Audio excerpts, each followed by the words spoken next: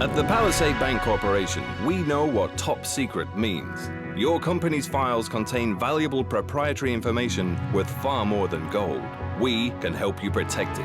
Our state-of-the-art Blade server farms offer unparalleled security in a world that's teeming with uncertainty. Safeguarded by the most advanced physical and digital security systems in the world, the data you store at the Palisade Corporation will remain hands, out of reach of those who seek to slander your corporate interests. For years they thought their secrets were safe.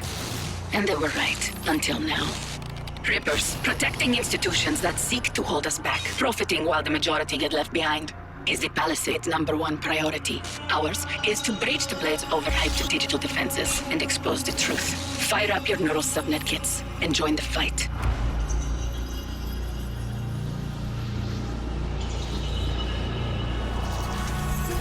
When you're in the breach, the virtual reality environment will be your playground, and your digital avatar your tool of extraction. Your primary targets are data towers, but as you progress through the system, server nodes will bring about new objectives to master. Data extraction, enemy elimination, fragment collection. These will allow you to delve deeper into the network. Extract the data, escape the server, expose the truth. As you progress, don't be surprised if mysteries cross your path.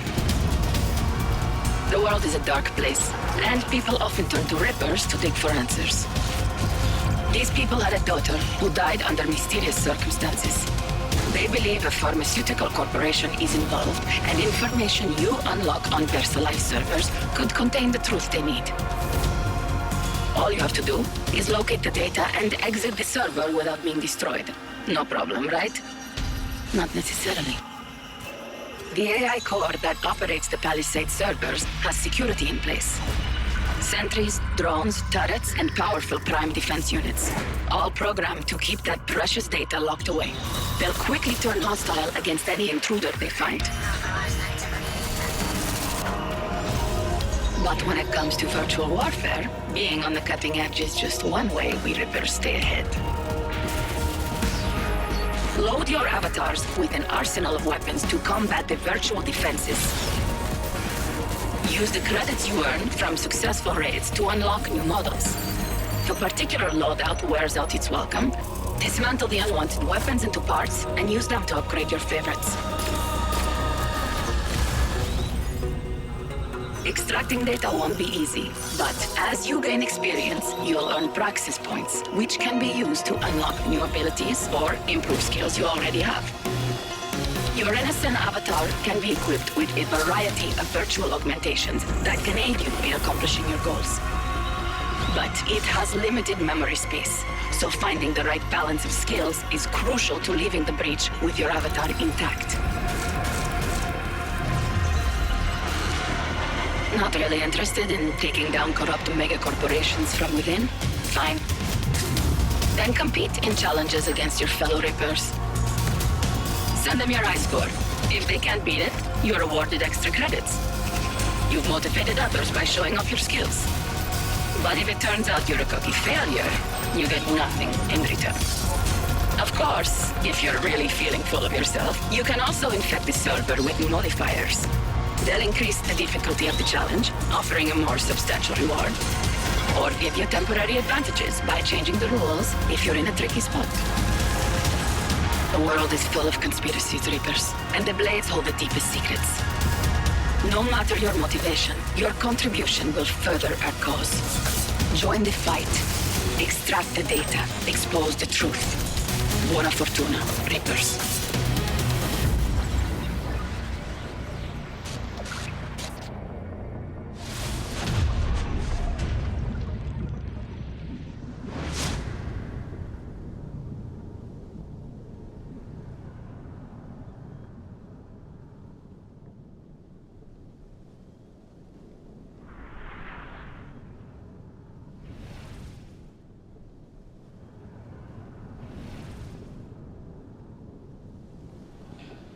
Hello everyone, welcome to today's segment dedicated to Deus Ex Mankind Divided. Today we are going to talk about Breach, which is our new game mode. You've just seen the reveal trailer for this game mode, which we unveiled a couple of weeks ago. My name is Sasha. I'm the community manager at the studio on Deus Ex, and I'm joined today by Fleur Marty, our live team producer. Hello. So Fleur, could you tell us in a nutshell what Breach is? So Breach is a new game mode for Deus Ex Mankind Divided, and in a nutshell, it is a connected arcade puzzle shooter. Okay. So, a question from a fan we got on Reddit. Breach is looking like a fun and unexpected addition to the game. Can you give us a bit more info on the thoughts and ideas which led to its creation? Okay. So we knew when we started working on it, we knew we wanted to give something else to the players, something on top of just the single player experience. And we were just messing around with the systems, the core gameplay of Deus Ex. And the thing is, when you do the single player Mankind Divided, it's a very credible world. It's a very realistic environment, and so it constrains a bit what the level designers are able to do, the level artists. And so we thought, okay, let's take all those cool systems that we have and let's just put them in a much more abstract environment and just have fun with them. Okay. So, what are some of the main differences between Mankind Divided and Breach in terms of tools the players have? So, of course, we are respecting the core pillars for the gameplay. So you can be stealthy, you can be shooty, you can be anywhere in between. But we are bringing that arcade twist. So you will have, on top of all the augmentations that you can experiment in Mankind Divided, you will have things like double jump, triple jump, that wouldn't really make sense in that very credible environment of Mankind Divided. We also have things like weapon abilities. So just imagine you're playing a card on your weapon, and suddenly it does cool stuff, like you shoot at an AI and it turns against its own faction and helps you just wipe the map. Or if you're not a combat player, just having that weapon equipped on you and just walking around, you will like regain energy faster or HP faster, for instance. Okay. And as you guys have seen in the trailer, the art direction for Breach is quite different from Mankind Divided. What were some of the goals when crafting this art direction?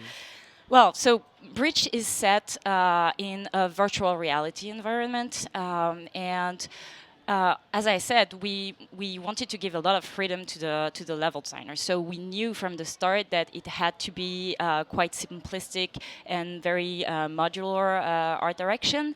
We didn't really want to go for the very obvious like wireframe thing that you can think about VR. And also we wanted to be able to convey, while still staying very simple, the personality of each of the corporations that you are infiltrating in Breach. So the base is that white and pink that we joked about, but it's modified from the personality of the corporation. So for instance, we have the VersaLife corporation that you're infiltrating in the real world of Deus Ex. It's a bioengineering corporation. And that translates into the visual style by the fact that when you're in those levels, they are very greenish, very organic.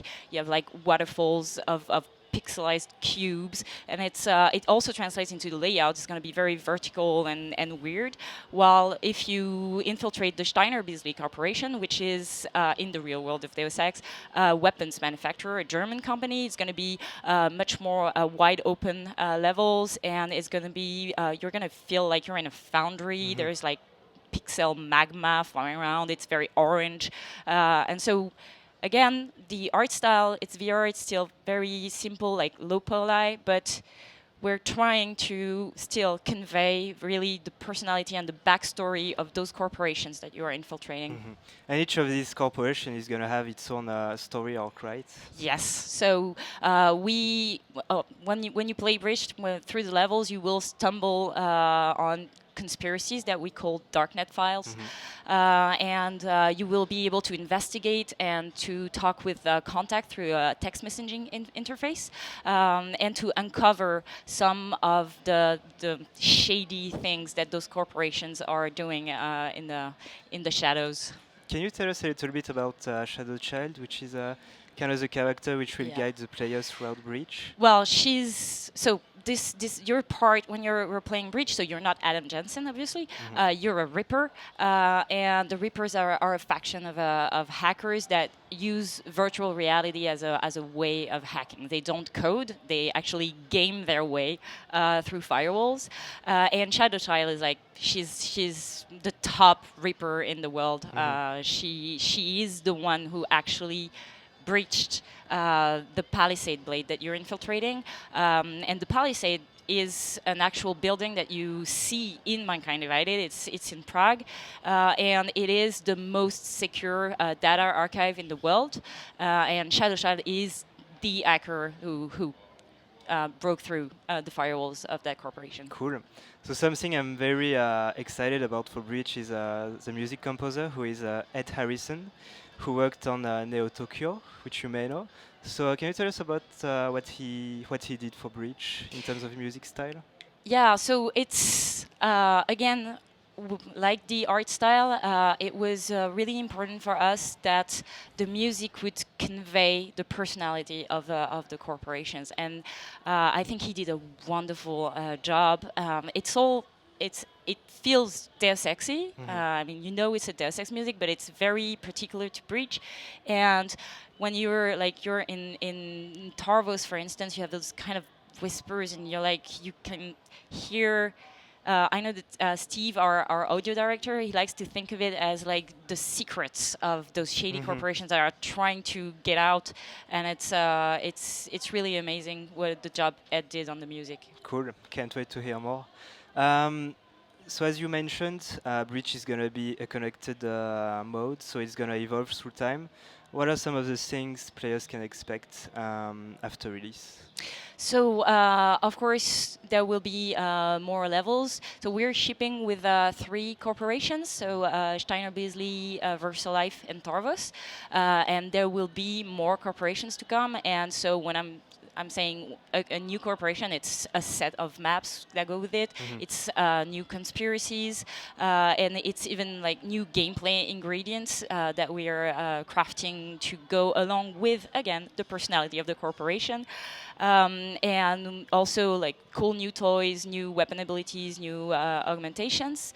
And the thing is, of course, we already have stuff in mind, but we really want to listen to the players, see what they like, what they don't like, what more do they want, and we're going to really try to be reactive to that. So what are some of the challenges players will be able to send one another to compete in? Yeah, so it's the competitive aspect of Breach. So we have leaderboards, and we have 2 kinds of leaderboards actually. For each of the level, you have a time leaderboard and a score leaderboard, and that's very important because if you want to be the best at both, you're gonna have to play the levels very, very differently, and you're gonna have to really like figure out. Maybe the first time you go inside the map, you take like 5 minutes to go to the end, and you're gonna see that the score to beat from someone is like 10 seconds. Like, no, that's just there's no way I can do that, but. Well, you can, so just figure it out, use the toys. And so if you think that you've done really well at a level, you can then challenge your friends and send them the score or the time that you did and say, okay, try and beat me. And they don't get any more information than that. So they don't know what augmentations you had. They don't know if you used modifiers on the levels, because you can play modifiers to change the rules and make sometimes the levels more difficult, but then you'll get a bonus. And if they can beat what you did, they will get extra rewards. But if they fail, then you're the one who's getting extra rewards. So when playing through a map, obviously, depending on playstyle, is going to be different from player to player, how much time they're going to spend on the map. But how much time would you say players will spend in a single map? Oh, in a single map. So it depends. So the thing is, the very first levels are really bite-sized gameplay levels. There, it's it's 5 minutes in there, so it's very quick. But as you go further down into the networks, the map expand. Actually, they open up, and we're adding new rooms to them. So when you're at the end of Breach, it's you can easily spend like 25 minutes or half an hour in a map if you really want to get all the data that's inside the map, because so we have different type of objectives, but the core thing is getting that data that you're here to steal. And we have extra rewards if you can manage to get all of it. You have an objective to reach, but if you go over that objective, you are rewarded for it. So yeah, for the players who will want to get every bit of data, it's they're going to spend a lot of time in the levels. Yeah, and what are you hoping for players to experiment on with Breach?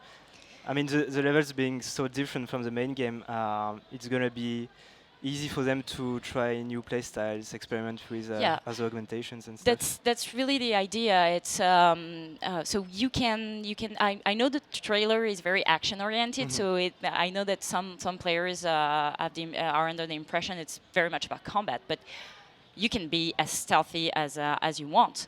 And what we really hope is that players who will have experimented one playstyle in the main campaign, in the single player, maybe they're going to use Breach to try new stuff. Maybe they have a set of AUGs that they're used to, but it's going to be easy. You go in Breach, you play like 10, 15 minutes, you experience with new things, and then you discover that, hey, maybe I like playing that other way. And also we have the booster packs. So the booster packs are how you get all your items, your weapons, your ammunition and everything.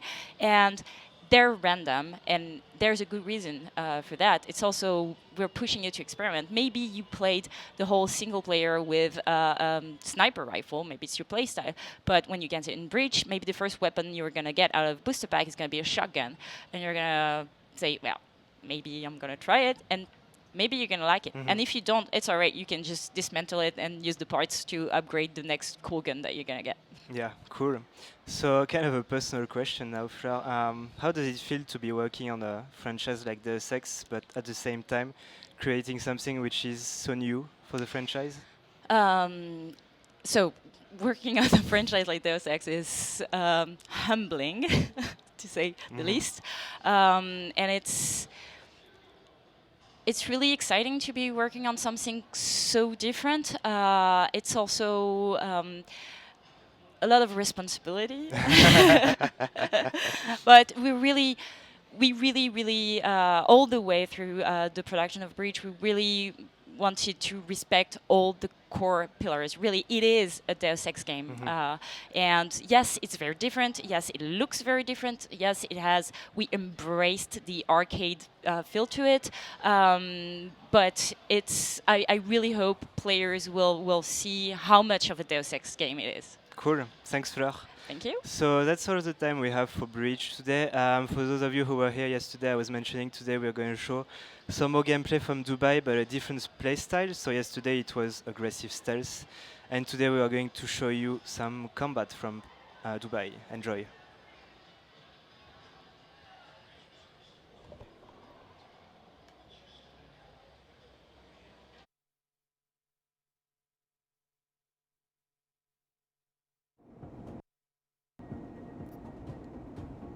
I'm not leaving my 6 exposed. Give me something lethal. Your call, but Singh's undercover in all this. So watch your fucking sights. What about range? There's lots of wide spaces and high ceilings in there, but a number of tight and constrained rooms too. So it's a crapshoot, really. Well, I'm not looking to play dice with anyone in there. Give me something with distance. Your call. Less chance of being seen and compromising Singh that way. One last thing, Jensen. Singh said that Jin are using some sort of portable Wi-Fi device to boost communications. He's got a better chance of maintaining cover if you disable it. We'll keep an eye out for it.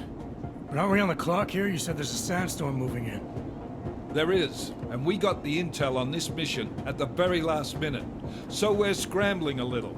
If it comes to it, your #1 priority is keeping the Jinn out of that atrium. Copy that. Time to put away your heavy thoughts, gentlemen. We're approaching the target building. You're up first, Jensen. Let's do this. Task Force Actual. This is Knife Leader. Engage Hush drives and descend to Angels 1-5.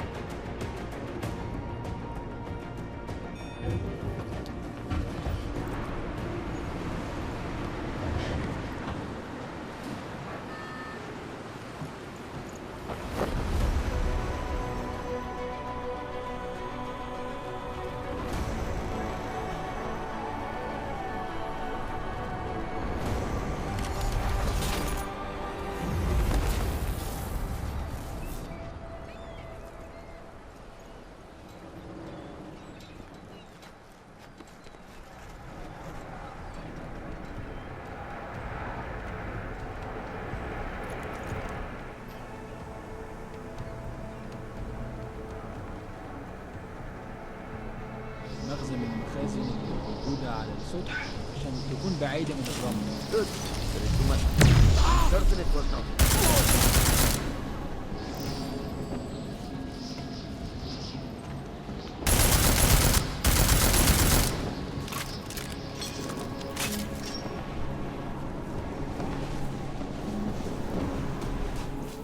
ولا أنا.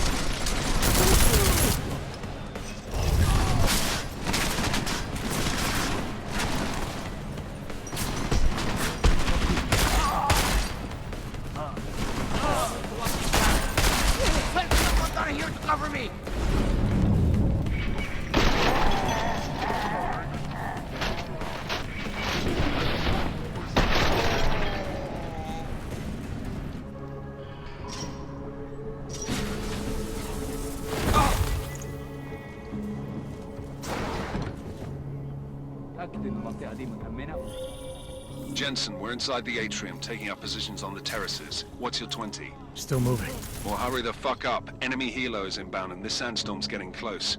You get that comms booster disabled? Negative. Didn't find it. Well, you better hope Singh's cover stays intact. Otherwise, you'll be answering to me.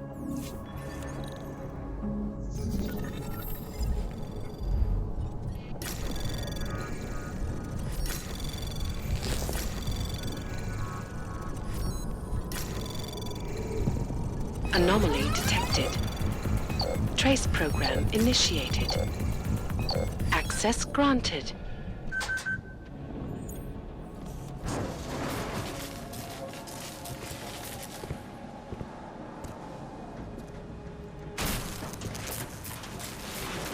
This is Jensen. Penthouse access route secure. Jinn shouldn't be a problem. Over. Copy that. About fucking time. Enemy helo sighted.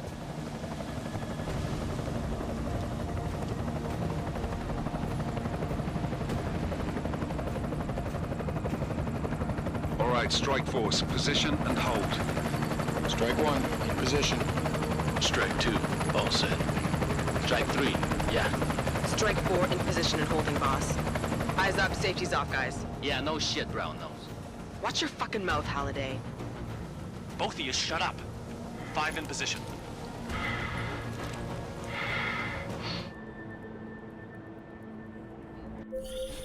Man down! Man down! Jensen, strike team, sound off. It's Singh! Repeat, Singh is dead! Oh, good fucking job, Jensen, you fucking bellend! Jensen, we're out of time here. It's now or never. You've got to stop that chopper.